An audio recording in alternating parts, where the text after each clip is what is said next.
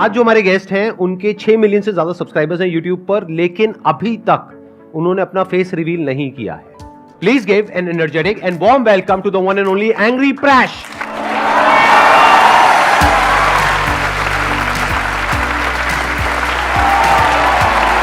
क्या हाल चाल?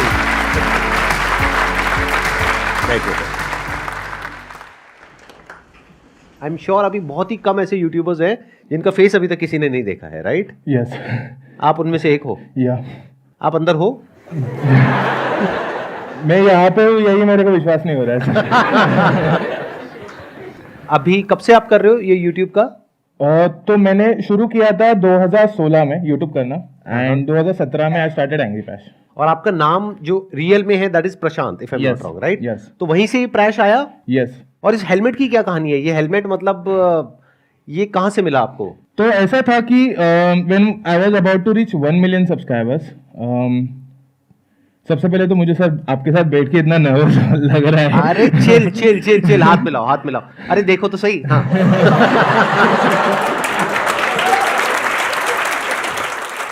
तो ऐसा था कि I was about to reach 1 million subscribers, and बहुत सारे लोग बोल रहे थे कि now we want to see you, we want to meet you. तो जैसे ही लोगों ने बोलना शुरू किया तो मेरे दिमाग में पहला थॉट तो यही आया था, ये तो मैं कवर के लिए बोला था, लेकिन एक्चुअली ये थॉट आया था मैंने कि बहुत सारे कार्टूनिस्ट जो होते एनिमेटर्स होते हमें like Oggy and the cockroaches पता है, हमें बेन 10 पता है, बट उनके क्रिएटर हमें नहीं पता है। वो मुझे भी वो क्यूरियोसिटी रखनी थी अपनी लाइफ में, बट अंदर से फैंस को मिलने की चाह भी बहुत थी। तो ऐसा सोचा कि चलो कुछ तो अलग करते। तो मेरा एक दोस्त था, उससे मैंने बात की, बोला कि ब्रो पूरी पहन लेता हूँ एंड मास्क लगा लेता हूँ, कूल लगूंगा। तो वो बोला ब्रो तू मार्च मेलो को जानता है क्या? तो मैं बोला तू मैं सर पे मटका तो नहीं रखने वाला था। तो वो बोला हाँ ऐसा ही कुछ सोच रहा हूँ। उसने कुछ 2.5-3 किलो का मेरे को हेलमेट बना के दिया, वो पूरा एंग्री बर्ड की तरह लग रहा था, उससे मेरी गर्दन भी अकड़ती थी। तो मैं एक 3D प्रिंटिंग आर्टिस्ट के पास गया, वहाँ पे उसने अपने सॉफ्टवेयर्स में मेरा पूरा स्कैनिंग करके डिजाइन किया, एंड देन फिर ये वाला हेलमेट बना। अच्छा, इस हेलमेट की वजह से कई बार अनकंफर्टेबल भी होता होगा, जैसे आप पब्लिक अपीयरेंसेस में जाते हैं या वो यूट्यूब फैन फेस्ट होता है वहां पर भी आप गए थे, आई थिंक ऐसे ही गए थे। यस। तो उसमें अनकंफर्टेबल नहीं होता अंदर? बहुत ज्यादा, मतलब यूट्यूब फैन फेस्ट हो या फिर यहाँ पे बैठा हो, सबसे पहली चीज तो माइंड में वो नर्वसनेस है, बट जब ऑडियंस दिखती है सामने तो फिर क्या, जितना भी टाइम चला जाए इतना फर्क नहीं पड़ता।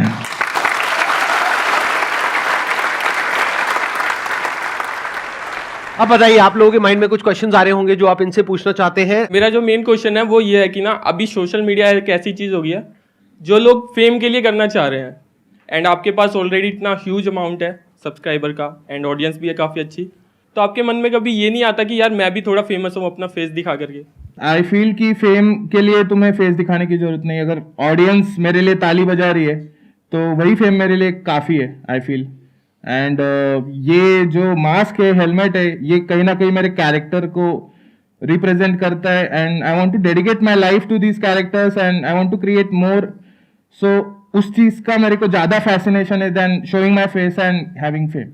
अगर अभी आप यहाँ पर इस प्लेटफॉर्म पर अपना फेस रिवील करते हो, आई एम जस्ट अज्यूमिंग, वैसे करोगे नहीं, तो उसमें दिक्कत क्या है? मतलब what is the minus point? मैं 2-3 दिन एम्बैरेस रहूंगा और कुछ नहीं सर। क्योंकि ऐसा कुछ प्लान तो नहीं किया था, बट मुझे डर तो था ये चीज का। अच्छा, लेकिन अगर कर दोगे तो कमाल हो जाएगा मेरे हिसाब से। मतलब इससे बड़ा मूवमेंट नहीं हो सकता अगर आप अपना फेस रिवील करना चाहो तो। मतलब आप सोच के देखो ना कि अगर थंबनेल पे लिखा हुआ है एंग्री प्रैश फेस रिवील, कोई भी हो कैसा भी हो, अगर उसको कोई बड़ी चीज करनी तो ये प्लेटफॉर्म बहुत बड़ा है। हाँ। फॉर मी दिस प्लेटफॉर्म बहुत बड़ा है, एंड मैं हैप्पीली कर सकता हूँ वो चीज, बट मैंने अपनी ऑडियंस को ऑलरेडी प्रॉमिस किया है that I will do it later on 10 million. Ram Ram ji सबने, मैं लाखा में एक छोरी सारिका ढाका। तो मुझे आपसे ये पूछना था कि मतलब हम ना अपने आप में कसूते हैं, मतलब हम गणेश उतरे हमें ऐसा लगता है, और राजी भी है, लेकिन समस्या क्या है इन रिश्तेदारों की। तो ये रिश्तेदार हो है ना, वो इस तरह ताने मारा है, कतई जी से चढ़ा हुआ है, मतलब ऐसा है ना, ऐसे बोलते हैं, जैसे मैं एक्सप्लेन करती हूँ आपको कि ए फुलाने की छोरी दिखे, ए बेटी कुछ खा लिया कर, तू तो ऐसी हो रही है ऐसी। तो मतलब आपको भी ऐसे सुनने को मिलता है, रिश्तेदार कहते हैं ए के तू चोच सा लेकर चल रहा है यूं।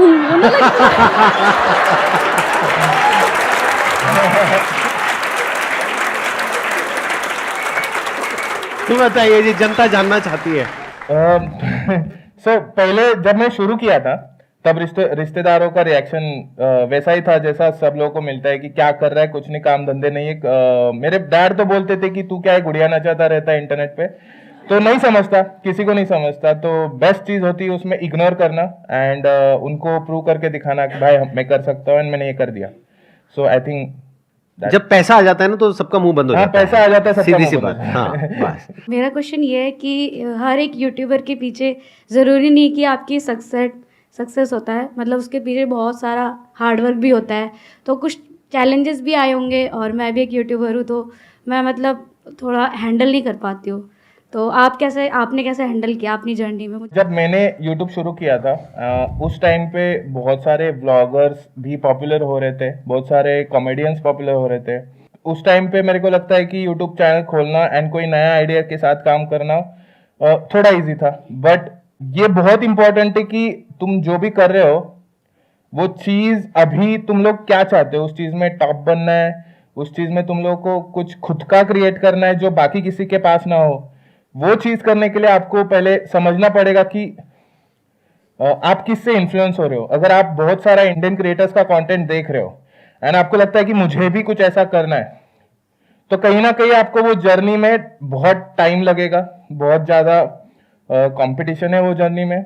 बट अगर आप कुछ ऐसा लाते हो जो कोई इंडिया में नहीं कर रहा है, आपको पता है कि ये चीज मैं करूंगा और ये लोगों को पसंद आएगी एंड मैं इसमें इंप्रूवमेंट करता रहूंगा जब तक लोगों को पसंद नहीं आती, बट मैं जो कर रहा हूँ वो और कोई नहीं कर रहा है, वो चीज अगर आपके पास है तो आप शॉर्ट है।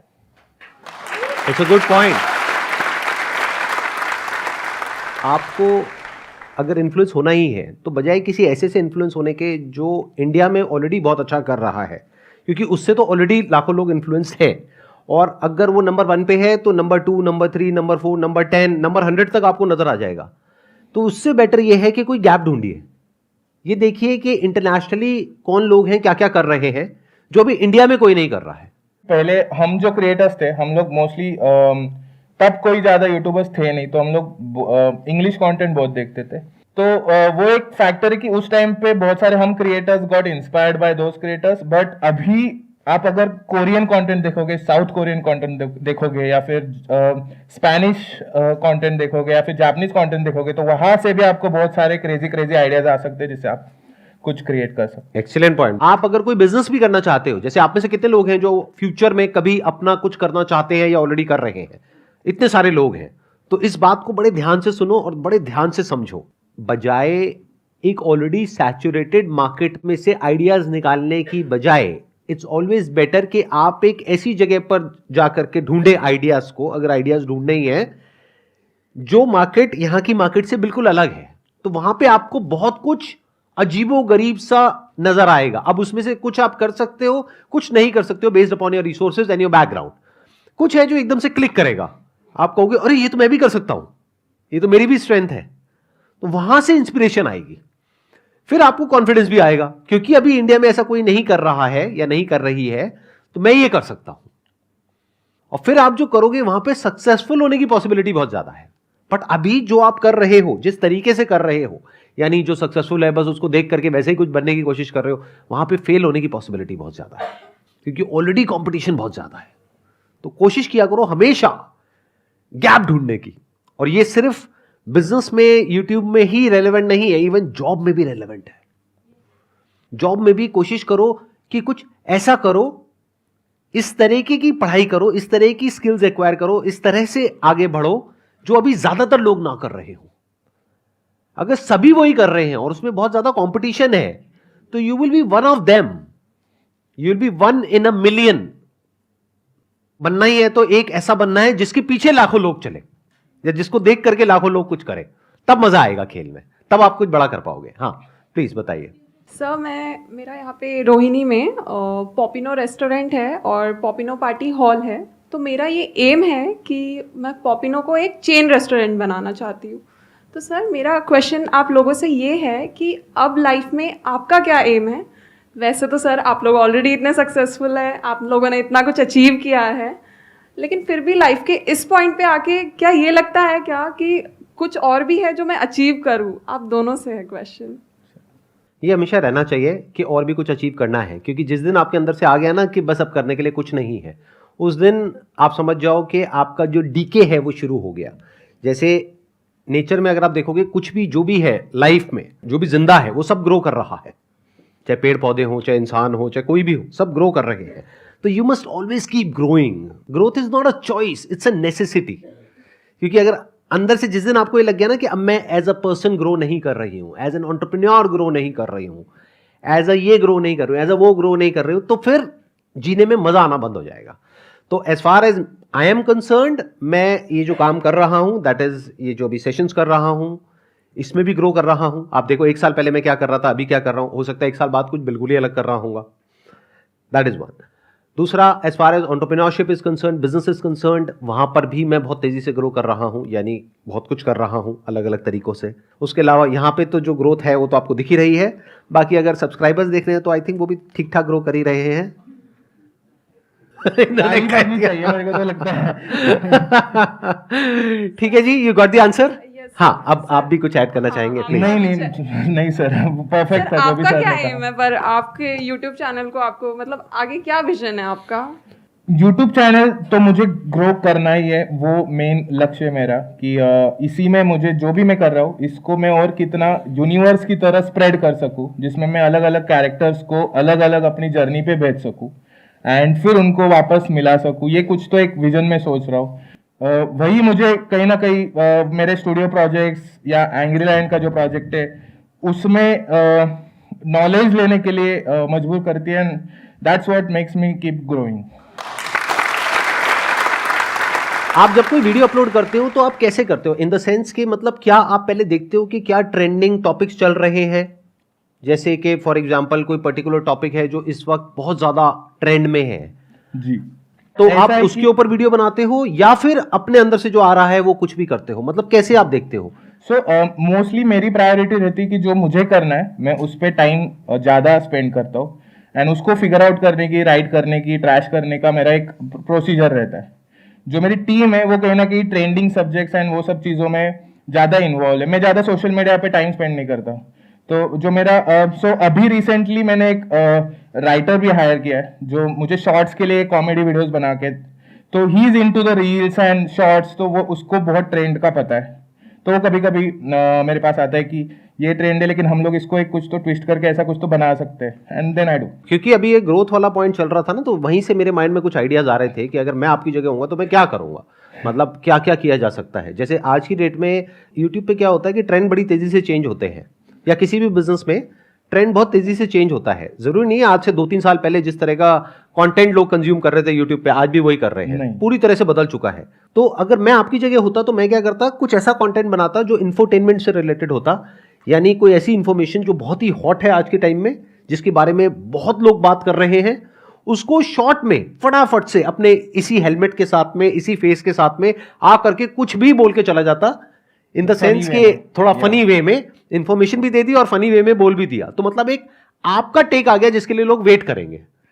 जैसे कोई मूवी आ रही है उसके ऊपर बोल गए, जिस मूवी की बहुत ज्यादा हाइप है, यस यस यस, भाई ये क्या कचरा बनाया है तूने, ये व्हाटएवर, ऐसे कुछ बोलते हो आप? मतलब मैं ठीक आवाज निकाल रहा था, गलत निकाल रहा था? बहुत एकदम सही सर। मतलब ये सेम चीज मैं बहुत टाइम से सोच रहा था, बट जस्ट बिकॉज सर ने बोल दी तो अभी मैं इस पे काम करना शुरू कर दूंगा। मैं ये सोच रहा था बहुत टाइम से, बट कहीं ना कहीं मैं भी अटका था कि शुड आई डू इट और नो।